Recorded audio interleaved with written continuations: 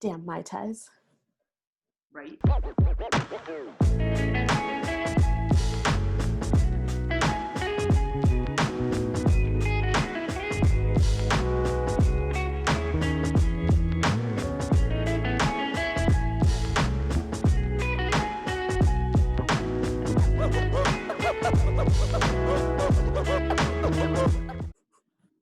Hey everyone, welcome back to Do What You Can for the People, the show that nobody asked for. I'm your hostess with the mostest, Nicole, and I'm here today with Ashley GOSSELIN. Ashley is a doctor of education, a college professor, teacher of environmental science, and the most talented crafter I have ever met, in case you can't tell from her incredible getup. I'm excited to have Ashley on the show today to talk about DIY costumes, recycled material crafting, low to no waste crafting ideas, and basically all things Halloween. So thanks for being on the show today, Ashley. Yeah, thanks for having me. As I mentioned, we're going to be talking a little bit about costume waste and stuff like that because this is a sustainability show.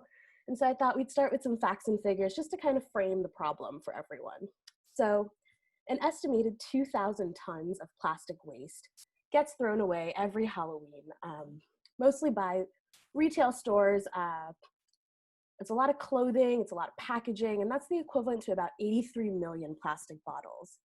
And among 324 separate textile items, the most common plastic polymer found was polyester, and I think a lot of people don't remember that that is a plastic material. It accounts for about 69% of all materials, and cotton only makes up about 10%. So I think that's a huge problem that we really need to talk about. And one of the reasons I really wanted to have Ashley on the show is because she makes so many of her costumes from things that she finds. Things that she's thrifted. Why don't you tell us a little bit about the stuff that you make, Ashley? One of the places where I source most of my material is from thrift stores. One of the nice things about shopping at thrift stores is not only are you recycling materials, but you're able to find materials that are usually more expensive. For example, leather. A leather sheet of leather that you would use, a yard of leather, could cost almost $100. But you could go to the thrift store and find some coat that nobody wants for 10 bucks and use it to make a skirt. So cool. Wait, can you show that one more time? Yeah. That is so cool. I made that from a coat. One of the other nice things about thrift stores is, again, in the coat section, a lot of coats have fake fur on them. And so the stole that I'm wearing right now, I actually took off of a coat. I made another one that was on a man's coat, and I just cut that off and was able to use it and recycle the materials. But one of my favorite pieces that I'm wearing today, I actually made completely from recycled materials except for the gems, and that's my headdress. If you look very closely, you might be able to tell that it's made out of sporks. In my job as a teacher, I don't have a lot of time for lunch, and so I eat packets of tuna. And I was always so annoyed that these packets of tuna came with these plastic sporks, and I never used the plastic sporks. I abhor plastic. But I just thought to myself, I could make a headdress with that, and so I did. So cool. She sent me a photo of it earlier this week, and I gagged. I literally gagged. I was like, that is so creative and thoughtful, and I think it really goes to show that if you just start looking at the materials that you have around you, you don't have to go to Michael's or go to Joann's and spend a ton of money to be crafty. You can really use the things that are right there next to you. And one of the things about going to Joann's or to Michael's is you have to buy basically in bulk. So for example, the gems that are on this headdress, I had bought them for another outfit that I made, and then I just had them left over. So using up the materials that you have is really important because, first of all, if you don't, they just sit around. And second of all, they become waste. And waste is definitely a major issue in the costuming industry. Absolutely. And I think it's compounded by the social stigma that we see around wearing the same costume year over year. Now, you and I don't really have that problem per se. Like, we wear pieces in different ways and we use things differently. So I have the same pirate costume that I have used in like 5 or 6 different ways over the years. I made it a time traveler once. I just wore it with a bustier once. Like, you can get creative and add pieces and thrift other things and craft things and make things feel different, but it is a big problem. And I think it's something that maybe originates from childhood even, that we don't want to wear the same thing year over year, which is quite stupid if you think about it. It's weird because there's almost a social status issue when it comes to Halloween. You know, think about when you're in college and you want to go out for Halloween. Well, you can't wear the same outfit you wore last year because Right. everyone would judge you. But in reality, you wore that outfit once, maybe twice. And so, what are you doing with that outfit? And again, thrift stores are a great place because people do only wear their outfits once or twice and then they don't wear them again because that wouldn't be cool. So they go to the thrift store. So even if you're not making your own outfits, you can still use recycled outfits. Like nobody's going to know that it was a thrift store outfit, especially if you're only wearing it for a night or two. Yeah, absolutely. Just to kind of put some facts and figures to the size of this problem. So there was a study done a couple years ago, and in the UK, it found that 7 million Halloween costumes are thrown away each year, and only a tiny portion of those are recycled. 67% of survey participants said they plan to buy costumes, not make, buy, and that collectively they would spend more than $350 million total on costumes just for their pets. That's not even for themselves, that's just for their pets. And back in 2011, the average American spent $72 on Halloween, and Americans plan to spend $2.8 billion on costumes in 2014. And that's happening year over year, which is insane. I mean, that $72, you could probably craft 4 whole costumes with that. Absolutely. And have materials left over. Yeah, and really cool, unique stuff. So you're not wearing the same sexy nurse costume as the person standing next to you. Right. They're so basic. I think one of the big issues as well, since we kind of touched on kids' costumes, is kids also grow. And so, what do you do with those costumes once they outgrow them? So, I've collected and Ashley helped just a list of some ideas to think about what to do with those kids' costumes so they don't end up in landfill, so that you don't feel terrible if you are actually only able to go out and buy something. So, there are nonprofit organizations. There's one called Ween Dream. There's one called the Halloween Helpers, and they will actually collect used Halloween costumes and donate it to special needs kids or children with physical and mental disabilities or homeless children or children living in poverty. Ashley, you noted something about public schools and costume day. Do you want to talk a little bit Yeah, about that? definitely. I mean, every year Halloween rolls around and kids are welcome to dress up. It's one of the best times of year, but there are a lot of children who just don't have the financial backing at home to get some fun outfit for the day. And so high schools, middle schools, elementary schools, they're always looking for donations, not just for Halloween, but for prom as well. Yeah, that's so true. Which, when you think about it, is a costume. It is a dress up occasion. There is. And then some other ideas for people to think about are local theater programs that can always use the costumes either in their whole or as components. You could look into children's hospitals or some daycares where kids can play dress up throughout the year. So just thinking creatively that even if it's not within your means monetarily or time wise, because crafting does take a significant amount of time, if your only option really is to go out and buy the damn thing from Party City, well, how can I kind of make sure that I'm being responsible with the disposal of that item? Yeah, definitely. But let's talk a little bit more about thrifting. So I mentioned that I like to thrift. Ashley mentioned that she likes to thrift, and uh, this time of year, thrift stores are kind of doing 2 things with costumes, right, Ash? Yeah, they are. Some thrift stores like Savers, they've figured out that people are hot for Halloween. And so they actually sell brand new costumes and materials for Halloween. But in reality, if you spent a little time hunting through their extensive collection of recycled materials, they have even better costumes, like Renaissance costumes that you would normally pay a couple $100s for like, a mere fraction of that price.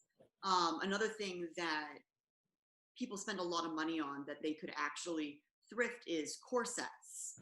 And it's kind of weird to think because you're like, somebody may have gotten a little booty in this, but you can always find corsets in the lingerie section of the Savers and repurpose them for, costumes. Yeah, that's so true. I love that idea. I do have a question for you. Kind of like, how do you find once you have your materials? Because I believe you're self-taught in costume making. How have you self-taught? Like, what has been your process in terms of finding the patterns? Like, can you walk us through that a little bit? Yeah, so I actually was lucky enough to have a mom who made all my Halloween costumes. And she always encouraged me to dress up, even though I think sometimes they were making fun of me. But it definitely put a deep seated passion in me for being able to dress up. And I just couldn't afford the high-end, hotty-toddy Renaissance costumes and stuff like that because it's stupid money. And so I eventually just forced myself to get a little bit more creative. And I can tell you my number one medium is, or my number one adhesive is hot glue. And so the number of hot glue burns, even from making this headdress, is just, you know, you get calluses. A lot of trial and error comes when you decide to make a costume, and a lot of my costumes really come to me in dreams. I get the inspiration from dreams that I have and things that I see, and I try to recreate concepts without mimicking the concepts. Yeah, that's awesome. I wish I had dreams like that. Any inspo tips for people like us who maybe have more blasé dreams? Like, are there any websites or Pinterest search words that you recommend? It really all depends on what theme you're going for, but Pinterest is a black hole of information. There is so much information out there. I feel like you just pop in, like my husband and I are being dinosaurs for Halloween, and all I had to do was pop in dinosaur into Pinterest, and there was thousands of art, you know, images, which I've always found the Pinterest images to be very inspirational. There's also, oh crap, I forgot the name of it. Instructionals. Yeah, so they have an excellent resource, and they tell you how to make things. And one of the nice things about Instructables is you can make like 3D headpieces, and you can make them out of recycled materials. For example, cardboard from a cereal box. That's actually one of our dinosaur headdresses is made out of cardboard from a cereal box. And so, you know, you're recycling paper that way. And instead of something that's going to be thrown away, I'm going to have that headdress for quite some time. That's so cool. I can't wait to see it at Halloween this year. But yeah, I think that's a really good point, is that you can learn anything on the internet. I'm self-taught in so many things with YouTube and Pinterest, and there's no lack of inspiration online. Just to stay on theme with your costumes, a couple years ago, I had a Halloween party, and you and Max were snails. And why don't you tell us a little bit about those costumes? Because I know it was a crowning glory achievement. Yeah, so the snail costumes are great because they did include some recycled materials because they're stuffed. I think my husband's gonna go try to get one now. They are stuffed with scraps from other costumes that I made, you know, cloth scraps to make them plush. And then the coolest thing about them, besides how decorated they are and the fact that they light up, is that each of them is a cooler. And so they have the means to hold, I think I can fit 4 beers in them, which is pretty cool. That's and I made the straps are actually from children's backpacks. And so the like inner side of them it's all backpack, and then I built the snails around them. Yeah, that was definitely one of my crowning moments. I love the snails. I actually won a Halloween costume contest last year. I went down to the local distillery on my scooter, dressed up as a snail, and I showed up, and I got $30 worth of booze, which was cool. Fantastic. Yeah, I mean, recycle materials, have a cool costume, get free booze. What's not to love? Right?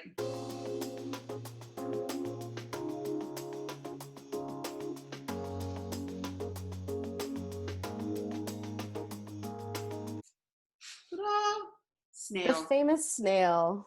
Love it. So what materials did you use here? So I used like a sweatshirt material for the shell itself. Mm-hmm. You know, all this fabric is a sweatshirt material from Joann Fabrics. And then the decorations are yarn that I was able to get from Michael's. And then the bag, which is in there, is a child's cooler, like a lunch bag. That's so cool. And it lights up. Do you see the lights? I don't know. Yeah, you can. Oh, nice. Yeah, these were definitely my crowning achievement. I set my mind to it, and I went for it, and I've never been so cute, I think. Yeah, No, and Yeah. you fully embodied the snail. I'll always remember that. Sometimes I go back and watch that video of me being a snail, and I just remind myself, embodied the snail. Yeah. Yeah. So gonna get back on track for a second, talking about recycling and reusing materials and all the crazy things that people are doing out there. Kind of like low to no effort crafting, really. I saw someone make octopus tentacles out of K-cups. They just like took a bunch of pool noodles and stuck K-cups on it. And I was like, that's genius. Like all you really need for that is a couple supplies, a hot glue gun, and you have yourself a costume. Yeah, Uh, pool noodles are good for lots of things. yeah. For example, if you took a pool noodle and cut it into different size, different lengths, and spray painted it black, and then put hot glue, colored hot glue around the tops, they look like candles. That's so true. Yeah, that's so cool. Very cute. I saw that Yeah. on Pinterest, the joy of Pinterest. I think the coolest one that I came across was someone had taken 2 soda bottles, like the 2-liter soda bottles, and taped them together and spray painted them silver and then used felt to cut out flames and put What? it on a backpack, and it was a little jetpack. And I was like, that's so creative. And That's so cute. I love to see that kind of creativity. Super recycling, because soda bottles are definitely that's so much plastic, Yeah. especially the big ones. They they just go into a landfill or they end up in the Pacific Island patch, Yeah. island trash patch. So that sucks. Yeah, so I think that it's nice to see people getting creative with the materials out there. And now I know you can make a crown out of plastic spoons, so the sky is really the limit. Sports. Sporks, I'm sorry, sporks. Um, and tell us a little bit about the virgin materials that you do end up using. So kind of where to find them and how to innovate with them. Yeah, so most virgin material that I get from the sales section at Joanne Fabrics and Michaels. I try to not buy anything that is full price, because the stuff that's on sale ends up going in the trash. So, and they don't even bother donating. It's kind of like donuts and Dunkin' Donuts. When they go stale, they just throw them away. And so I try to scour that. And Joann's and Michaels, they end up with products like fine like jewelry pieces and stuff like that they're eventually just going to get rid of because people don't buy them. And so they make a lot of these items that I then collect, and sometimes I'll buy them and hold on to them until I get inspired to do stuff.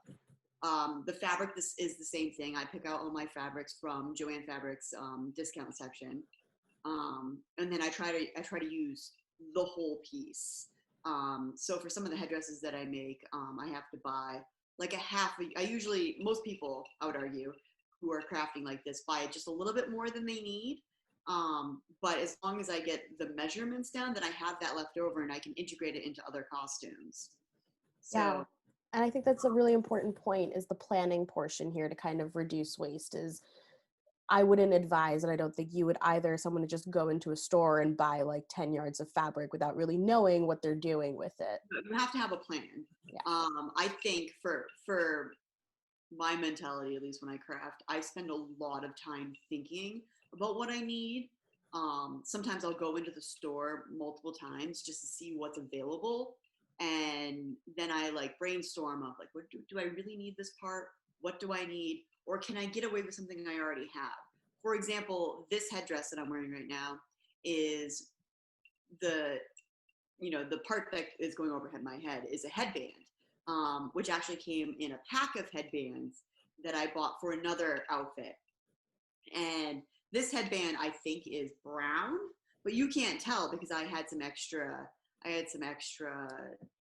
ribbon, and I black ribbon. I just glued the black ribbon around it. So it's like you can't even tell Yeah. that it's not the right color. And I can't even see it because it's sitting so close on your head. But I have other headdresses where I've had to do the same thing, and it's better to use what you already have and be creative with it than to go and buy new stuff that's going to eventually go to waste. Absolutely. Super informative, super helpful, and I'll be sure to include links in the description box for as much stuff as I can find, all the things we mentioned, some additional inspiration. I just wanted to leave it with you for any last pro tip that you have for our viewers. Just think about what it is you want to do and look for inspiration. If you feel like you're hitting the wall, Pinterest and Etsy are two great places to get ideas. There are numerous items on Etsy that are selling for hundreds of dollars that you can make yourself if you just think about it long enough. Yeah, Think absolutely. about the crafty bug. Yeah. And I think my last takeaway would be, well, two. One, practice makes perfect. So you're not going to nail your first costume on the first try. And secondly, how much cooler is it to go to a party and wear something that you made? So just take a shot at it. You've got plenty of time before Halloween, and I can't wait to see everyone's DIY thrifted costumes this year. Thanks Happy again. crafting. Thanks again, Ashley, for being on the show. And to everyone else, I'll see you next week. Bye. For having me.